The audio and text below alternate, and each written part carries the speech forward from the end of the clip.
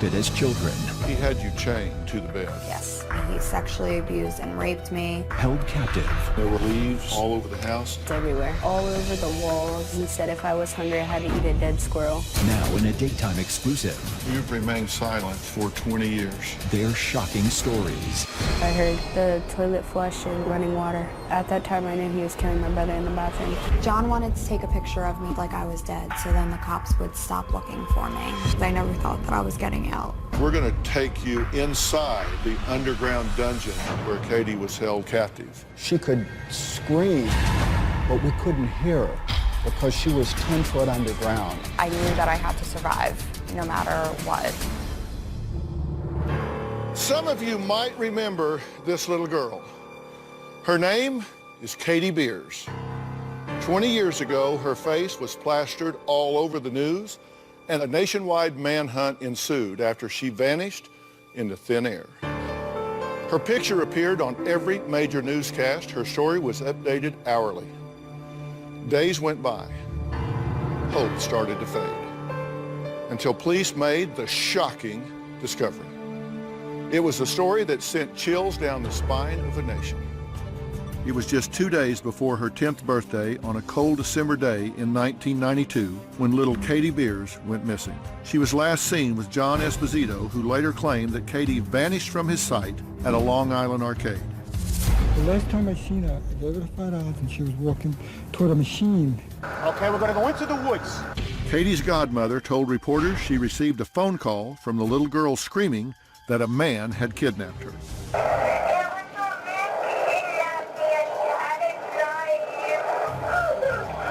But what police didn't know was that Katie had never made it to that arcade.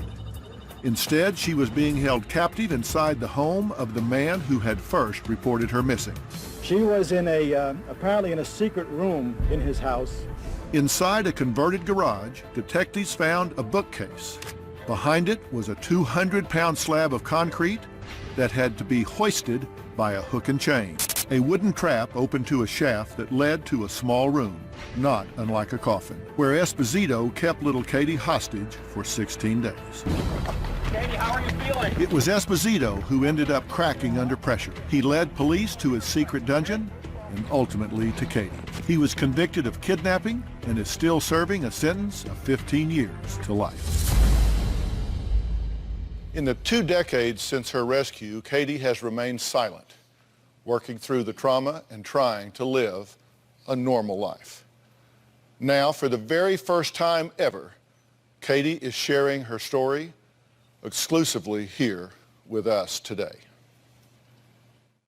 A family friend, John, came by the day of my birthday party at my godmother's house in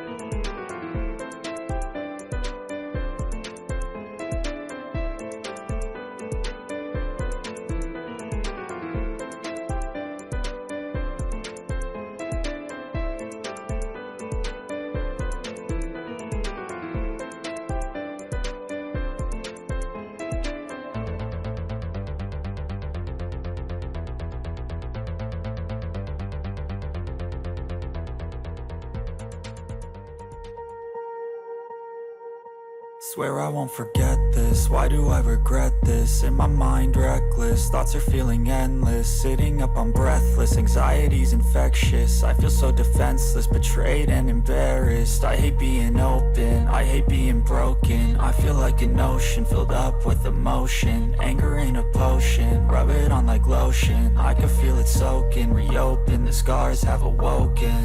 I can't move on till I let go. I feel so lost, never at home.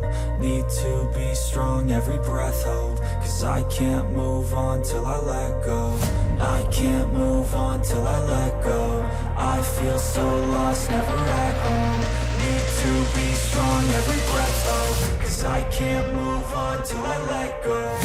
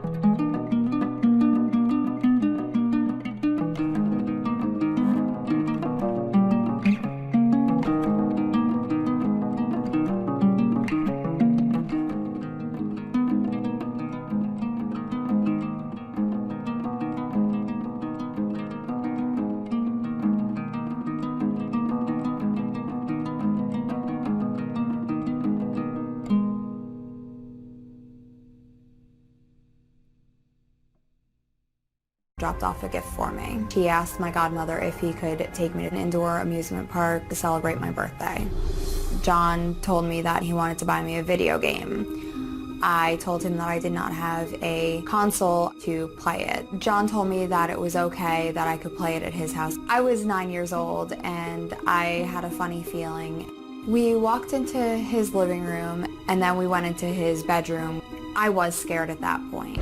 He then proceeded to sexually abuse me for what seemed like only a moment because I blocked it out of my mind. And then he carried me downstairs and I was kicking and screaming. I noticed him removing a shelving unit from the wall. It was the entryway to the dungeon. There was a toilet that was not attached to anything that had a black garbage bag in it. It was dark, cold, and sometimes wet. John told me that he wanted me to record "There is a man with a knife," and oh my God, here he comes.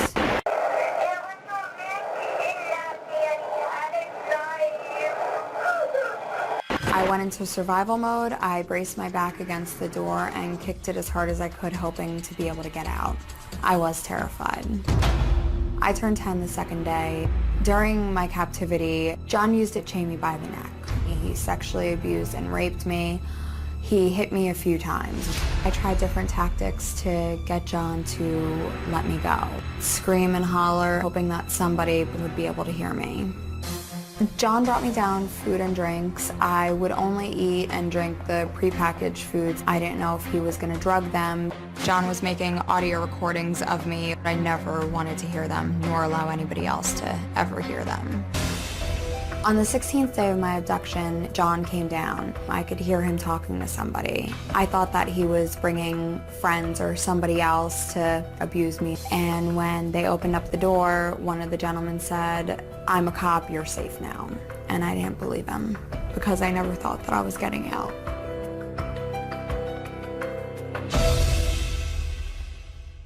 Katie, you've remained silent for 20 years. Yes. My question for you is why you've decided to talk. Why now? Why here? Why with me? It's just, I felt it was the right time in my life, being now 20 years an adult, gone through school, gone through college, a family of my own. I think that the story of recovery is just huge and profound. You were 9 when you were abducted. You turned 10 your second day. Yes. You were there. You had your birthday in this hellhole. Yes. How does a 9-year-old, how does a 10-year-old talk to themselves when you're in there, what did you say to yourself? I was in survival mode. I knew that I had to survive no matter what.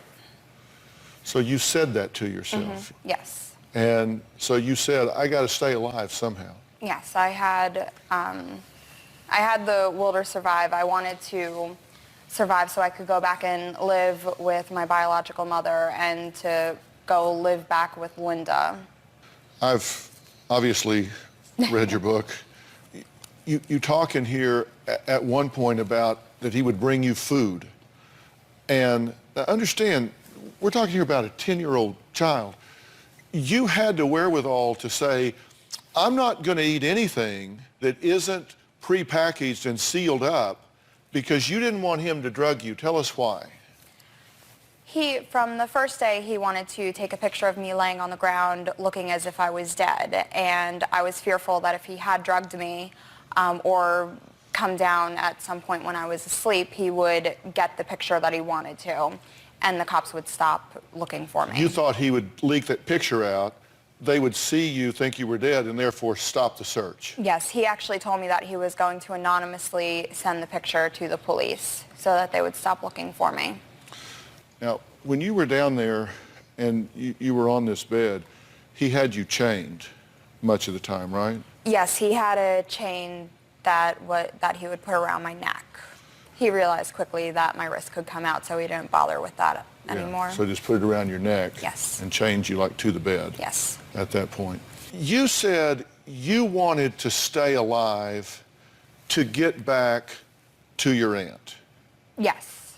As sad as it is, you had been molested before. Yes. By Sal. Correct. Now, who was Sal? Sal was my godmother, who I called Aunt Linda. That was her husband. Uh-huh. So he molested you. You go to your Aunt Linda. What did she do when you told her? She told me that We'll bleep it out. Go ahead. She told me that I was a liar and to get out of her face. Okay, and you were how old at the time? I believe that I was about 7 or 8 years old when I finally told her. So now you're in captivity, and your best alternative is to try to stay alive to get back to this woman that won't protect you from the predator that you have at home. Yes. But yet you still have this will to fight and live. Yes. I said this as a cautionary tale. I've written and released a book recently called Life Code. I actually did it with my son, Jay. I've got a chapter in it called Parenting in the Real World. It talks about the fact that as parents, and you're a parent now, we need to prepare our children to live in the real world, and it has real predators in it, and it has really bad and evil people in it. I know you said one of the things you have a hard time doing is disciplining your children because you just want to love them up all the time, which you certainly need to do. You need to love them up all the time. But you do have to let them know that the real world is out there, right? Yes. And we'll talk about that in a bit. All right, when we come back, we're going to take you inside the underground dungeon where Katie was held for 16 days. You're going to get an idea of how courageous this then 10-year-old and now mother of two truly is. We'll be right back.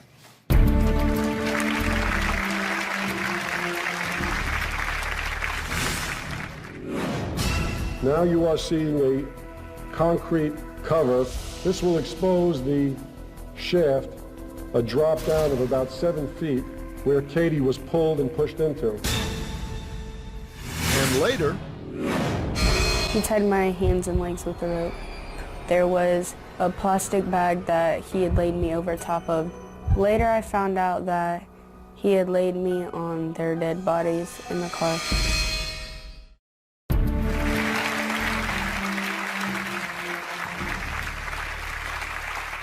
it's been 20 years since her infamous kidnapping and rescue. And as you saw, Katie Beers has decided she is finally ready to tell her story. She's telling it for the first time here. Now, the police gave a tour of the underground bunker that Katie's captor held her in.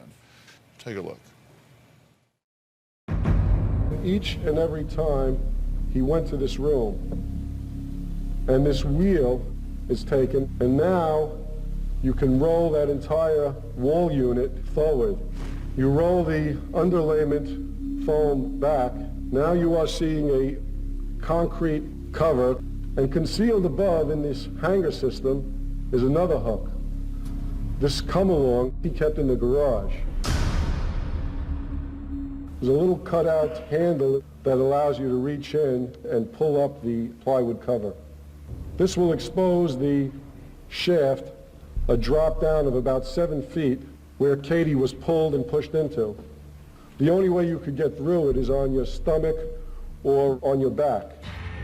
The original dimensions of the room were described, I think, 6 foot by 7 foot by 6 foot high. But Katie didn't have free roam of that room. Within that room was a suspended box. Occasionally, when he let her out of the box, she could get to this part with him present. But very often, of course, she couldn't hold herself and she relieved herself underneath the TV. The only light that she had was the television. That was her contact with the outside world. Had Mr. Esposito not come forth, I don't think we ever would have found Katie. Well, former FBI profiler and NBC criminal analyst Clint Van Zandt was the FBI agent assigned to Katie's case. Now, Clint was one of the first, if not the first, to enter the bunker after Katie's rescue. This is the first time you've gotten to meet Clint. That is correct, yes. How does it feel to put a face with a name? It's interesting and surreal. Yeah.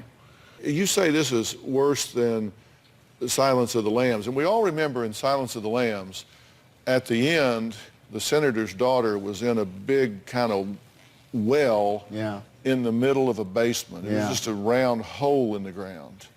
This was so much more.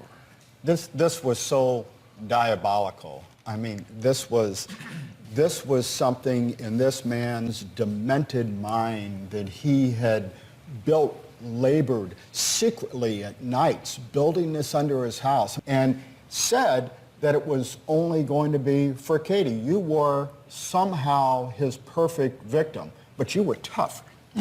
You blew that idea of a perfect victim.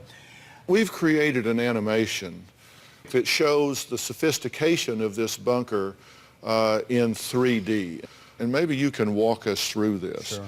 This starts with the bookcase being pulled out. Yeah, you walk into this area and you pull the carpet back, you pull the tile back. There's a 200-pound weight that you have to crank up. Then you drop down this shaft 6 feet till you fall into this underground chamber that was completely soundproof to the outside world. There was a quasi-chemical toilet that was down there. There was the bed that Katie was chained to. There was the television in the corner. And my recollection was you had the ability to see outside, to see in the yard, kind of one way, see or hear through closed circuit. The closed-circuit TV was on the exterior of the room that I spent most of the day in, so I would be able to see the true outside world when he would come down. You talk about Dr. Phil, a silent scream. Katie could see law enforcement, FBI, police outside. She could scream, but we couldn't hear her because she was 10 foot underground. Here's a picture of the bunker being raised out by a crane. They're taking it out, ultimately. How long had you known this guy? All my life? So he had been around a long time. Yes. Yeah, we're going to talk about that when we come back. So what were Esposito's plans for Katie? If he hadn't cracked under pressure, what did he want to do with her long term? More of my exclusive interview with Katie when we come back.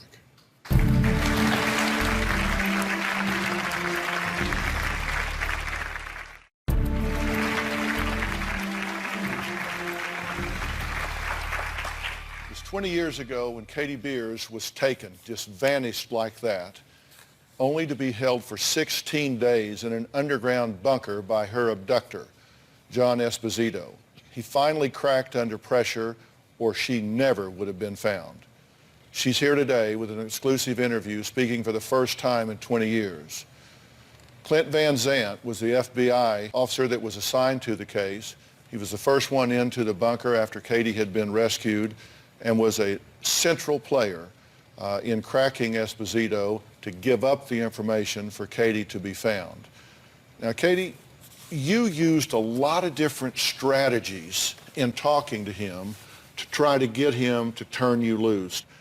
You talked to him about what you wanted to do. You talked to him about your life. What did you tell him? Every day I would ask him a new series of questions. What happens when I got older? When I was 18, I wanted to work, I wanted to have children, I wanted to get married. And his responses were that I wouldn't have to work, he would have enough money for us, that I would have children with him, that I would marry him. And I would tell him that I did not want that. Everybody in America right now is looking at this and saying, how does a 10-year-old know to talk about these things? What was telling you to do this? I was hoping that it would make him realize that what he was doing was wrong and that I didn't want to be held captive.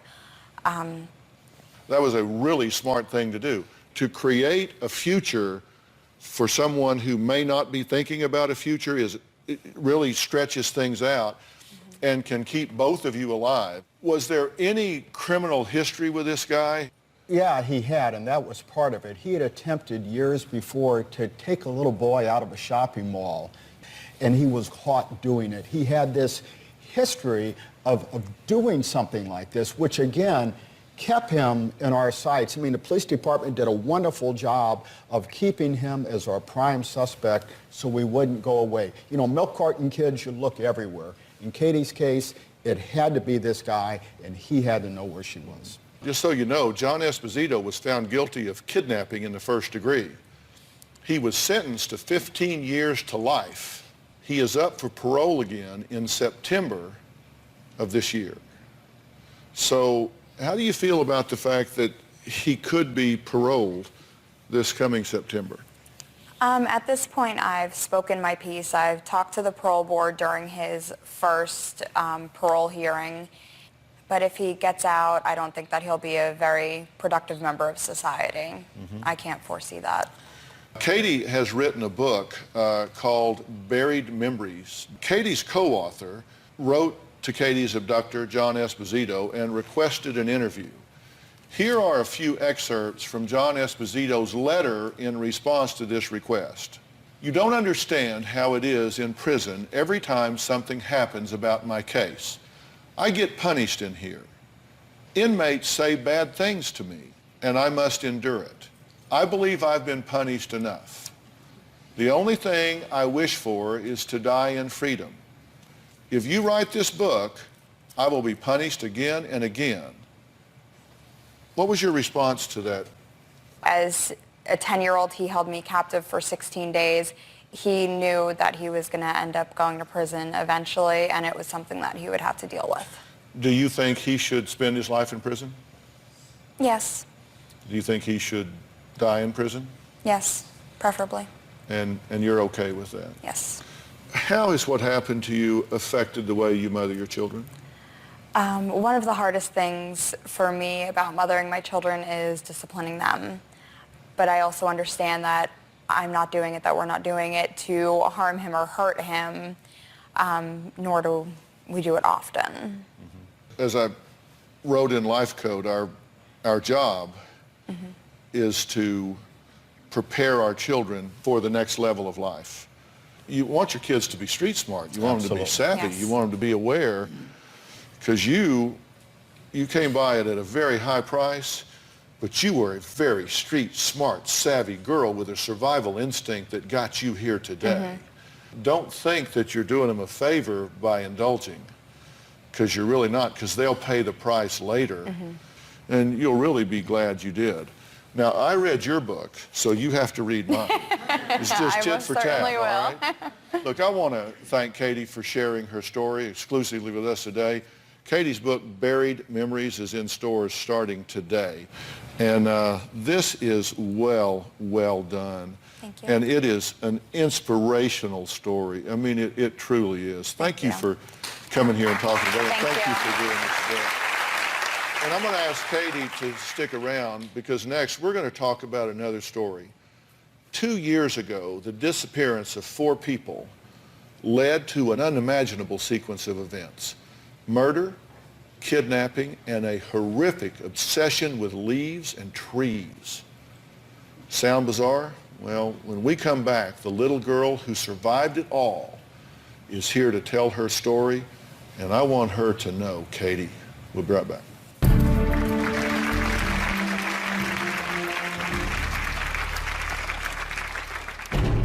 Sarah was found bound and gagged in the basement of Hoffman's home. He put me in the basement. I saw leaves everywhere. The leaves were all over the walls.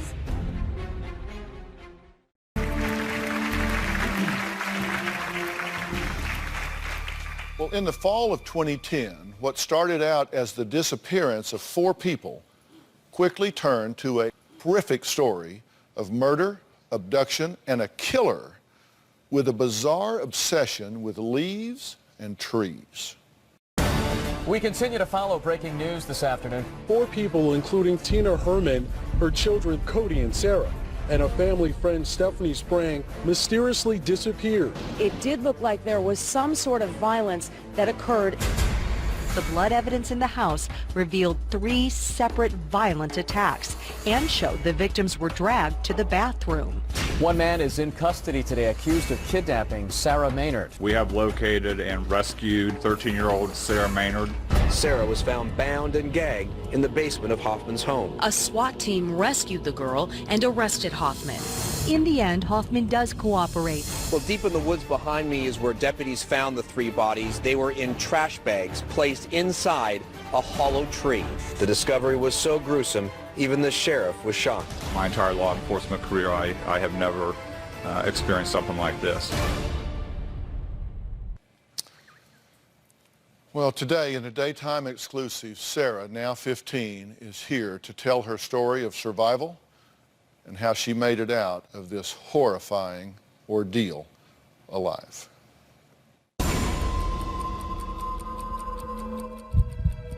My brother and I got home from school that day and noticed that things were weird. When I started to take my shoes off, I looked down and saw blood. When I started to go down the hallway, there was a guy who came out real fast. I got to the phone and dialed 911, but I didn't hit talk because I thought that if I called 911 that he'd kill me. He got out his knife and cut me on my finger. There was already blood on the knife that he had in his hand.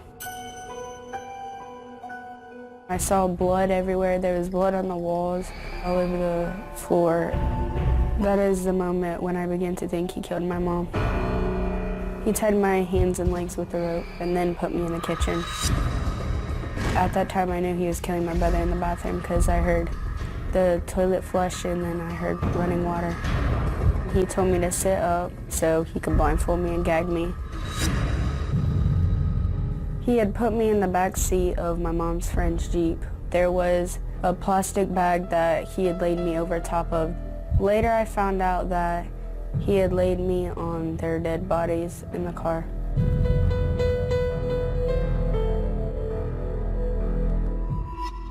He then drove me to another house. He unblindfolded me and then he put me in the basement. I saw leaves everywhere. The leaves were all over the walls. He had told me he wanted to put leaves to make my bed comfortable. He gave me a bowl of cereal with rotten milk, and then he said if I was hungry, I had to eat a dead squirrel.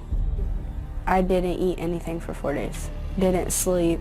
I stayed awake worrying about where my family was. I found out that my children were missing when I received a phone call that Tina didn't show up for work. Tina's boss went to her house and discovered that there was blood inside the house. I started fearing for the worst. I needed answers. The day I was rescued, I clearly remember. I was down in the basement and I heard these guys come down the steps and they said, "We're not down here to hurt you." And then they picked me up and put me in the ambulance. On Sunday, November the 14th, I received a phone call from a detective. The detective informed me that he had found my daughter alive. But when I asked the detective where my son was, he couldn't give me a direct answer. With one child safely recovered, Sarah's father prayed for the same fate for his son. But sadly, Larry's worst nightmare had come true. The day after Sarah was found, I went to Tina's home. While walking into the bathroom, and inside the bathtub, there was a ring about 6 inches off the base of the bathtub. It was a blood ring, and I just broke down into tears. 2 days after being caught, Matthew confessed to killing all three of them. The deal was they would take the death penalty off the table in cooperation with him giving the location of their bodies. Matthew told the police that he had put the bodies in a tree. Matthew Hoffman was infatuated with trees and leaves. Matthew requested that the tree where he had placed all their bodies at not be cut down. The prosecutor agreed to that, and the minute that the bodies were extracted, they cut the tree down. I learned later on from an autopsy that Cody was stabbed 10 times. He was decapitated from earlobe to earlobe. I can't think about how they died. It is too much, because that's not a way a human being should die. Well, despite Sarah's courage and strength and ability to articulate the details of her kidnapping, I felt it was important that she did not see these graphic images ever again. So I've had Sarah and her father, Larry, sequestered backstage. They've not seen any of this. They're going to join us now. Here we go. Sarah, good to meet you. It's a pleasure to meet you. Sarah. Thank you. It's been 2 years. Tell me how you're doing with all of this, how you're doing mentally and emotionally in adjusting to not only what you went through personally, but to the loss of your family members here. I'm doing good. I just try not to think about it every day, even though it's hard to move on, like not having a mom or a brother, but you still gotta be strong and just live past through it. And how are you doing with all of this? I mean, it's just not natural for parents to bury their children. It's the greatest loss of all. I mean, you know, as far as, your heart being completely broke, it's like the worst that you could ever imagine. How did this come about? Why do you think you were targeted here? Why your family? There were some officers that said that Matthew might have been infatuated with my daughter. He might have seen her somewhere or something, just like a predator. Did he talk to you? Why do you think he kept you alive? I think I just listened to everything he told me to do and just tried to stay positive, thinking that I would live through it, and just thinking about what had happened to them and just staying strong. He took you out of the house and took you to his house, right? And there were all of these leaves all over the house. Why? Why did he say they were in there? No reason. Uh-huh. Have you cried about this? Has this been painful to you emotionally? What's been your reaction to it? It's been painful inside, but I haven't really showed any emotion. I don't really cry that much. Do you think that it's bad to cry, or that it's a weakness, or that it's somehow wrong to cry? No, I don't think it's wrong to cry. But you seem to fight it pretty hard. Have you been seeing anyone about this at all? Have you been in gotten any kind of help with this, with your feelings or anything? Yeah, I used to go to counseling. Was that helpful? It was. How do you think she's doing with all this? I think she pretty much stays busy with academics and sports, and it kind of occupies her mind. We're going to take a break here, and up next we're going to find out why Sarah's dad sleeps with a loaded pistol every night. And I'm going to ask him where he does it. We'll be right back.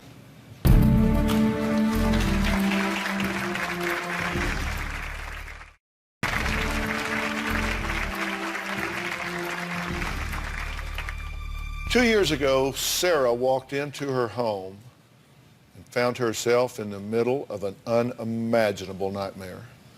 Her mother and brother and a family friend were brutally murdered. Sarah was held captive on a bed of leaves by a killer who had a bizarre obsession for trees. When I had first brought Sarah home, she was very fearful that somebody was going to hurt her. She thought there was more than just Matthew involved, and she was scared that they were going to come after her and kill her. I enrolled Sarah in counseling the day after I'd brought her home. I didn't go back to school for 4 months. The kids were mean. They would tease me about being raped in leaves. Sarah still has nightmares, not as frequent, but every now and then she'll have a nightmare where I'll have to physically go and wake her up. I have a dog named Elsa. She used to be on the canine team that was searching for my mom and my brother. My dog always sleeps with me every night, and if anybody were to come in our house, she'd attack them. I don't sleep in my bedroom in my bed anymore. I sleep in my recliner with a loaded gun. And the reason why I do that is so I can protect my family. I have this chair positioned where I can see both doors in my house. When I found out how my son was murdered, it shook me to the core of who I am. The only times I really cried is when they first died and the funeral. I try to let it not get to me. I get detached from it. I tell Sarah that there's one of two ways that she can handle this. She can let this destroy her life and ruin her, and which is exactly what Matthew Hoffman wants.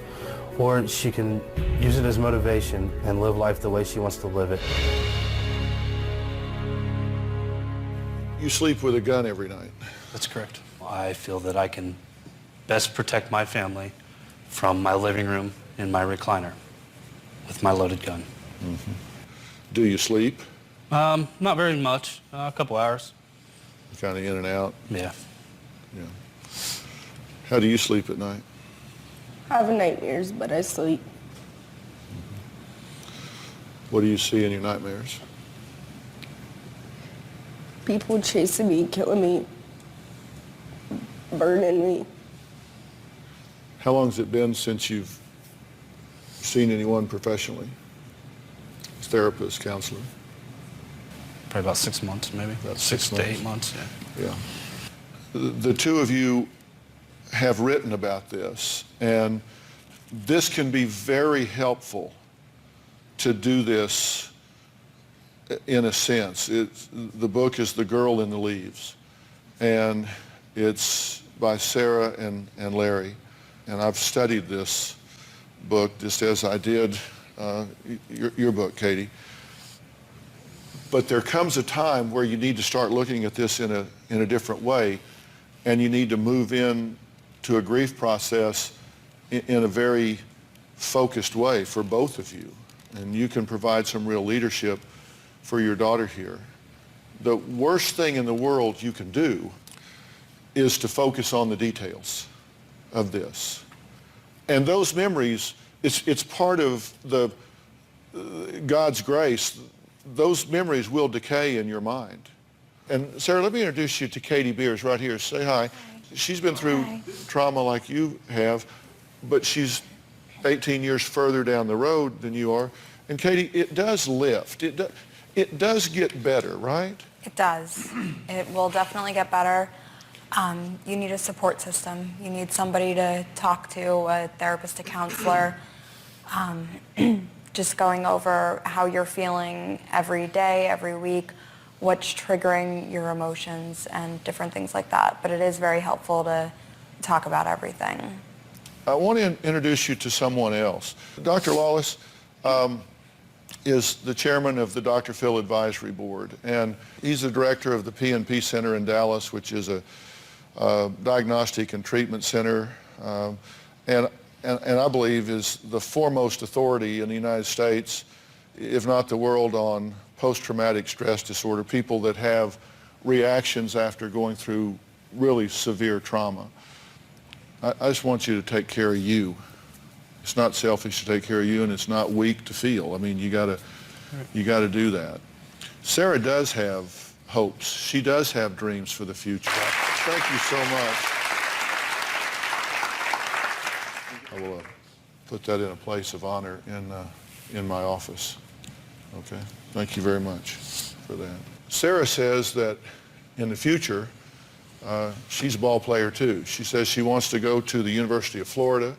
She wants to play softball, right? Well, we have a special guest with us today who was inspired by Sarah's bravery and wanted to meet her. So I would like for you to welcome Danita Nisus, Executive Director of the University of Florida Alumni Association. Hi. How are you? Let's see right here. I'll turn it over to you. Okay, first things first. You got to look like a gator if you want to be a gator. So we have this for you. Put that on. Oh yeah, here we go. Here we go. Now we're talking. Yeah. We reached out to our gator clubs in Ohio, and they responded in true gator fashion. The gator clubs in Ohio are going to raise scholarship support for you to attend the University of Florida. They are also going to provide mentoring to you. We have a number of recent gator grads that are living in Ohio that can help you with preparing for college. And then we also want to invite you to campus in the fall to be a gator for a day, attend a football game, visit the College of Medicine. We understand you'd like to be a pediatrician, and we want to have you meet other students. And then on behalf of the entire Gator Nation, we are making you an honorary gator because we are all inspired by your courage and your bravery, and we want to do everything we can to help this dream of yours come true, and that is to be a Florida gator.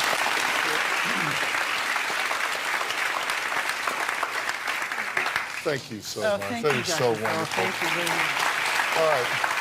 Sarah, Larry, and best-selling author Robert Scott have written a book called Girl in the Leaves. It's available in stores now, and everybody in the audience is going to get a copy.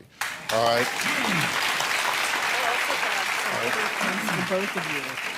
All right, the one thing I want all of these amazing survivors to hear when we come back.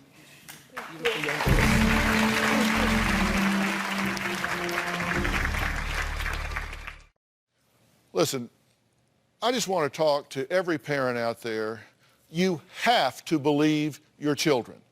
When your children come to you and say, listen, something's not right in my life, somebody's bothering me, somebody is doing something that is making me feel funny, you have to believe them. It's what I call a false positive system. I would rather go investigate 1,000 situations where nothing is wrong than fail to investigate a single one where something is wrong. But you cannot do what happened in your situation, Katie. Get out of my face, I don't believe you. A special thanks to former FBI profiler Clint Van Zandt. Really, thank you so much. You made a difference here. Be sure to pick up copies of both of these books, Katie Beer's Buried Memories and Sarah and Larry Maynard's Girl in the Leaves. Both are in bookstores now. My new book, Life Code, The New Rules for Winning in the Real World. I'm very proud to say that my book is being published by my son Jay's publishing company, and right now it can only be purchased through their online bookstore, thebooknook.com. That's where it's available now in an exclusive pre-sale. It won't go on sale in bookstores until February 5th. And everybody in the audience is going home with a copy, so everybody here will have a copy. For more information on today's show, please go to drphil.com. Thanks so much. Thanks, guys.